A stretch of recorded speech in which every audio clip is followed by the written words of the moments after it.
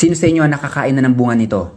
Naalala nyo na naman ang kabataan days nyo ano? Sa pag-aaral ng mga dalubhasa sa medisina, ang halamang ito ay may calcium at nagpapatibay ng ating buto at maiiwas tayo sa sakit na osteoporosis. Mayaman din ito sa iron, kaya kung kulang ka sa dugo, kumain ka lang ng prutas nito. May antioxidants din ito, vitamin C at flavonoids na nagre-react pag may nakikitang cancer cell sa ating katawan at pinipigilan niya din ang pagkasira ng ating mga skin tissue. Dahil nga mayaman ito sa calcium, titibay din ang ating ngipin at magiging healthy ang ating dilagid. Maganda din itong mag-control ng ating blood sugar. Malaki din ang ginagampanan nito sa ating kidney, kaya pinapayo ito sa mga taong may kidney problem. Ang kurumbot ay kapamilya ng passion fruit, kaya ang laman ng bunga nito ay katulad ng sa passion fruit. Gamot din ito sa asthma, skin infection, breast illness, anemia, anthelmintic, intestinal nematodes at flatworm. Ipapaalala ko lang po, ang lahat ng aking sinasabi ay may pag-aaral ng mga dalubhasa. Gamot din ito sa tuberculosis. Malaking tulong din ito para maging fertile ang babae para mabuntis. Gamot din ito sa epilepsy, diarrhea, infection sa tenga at lalamunan,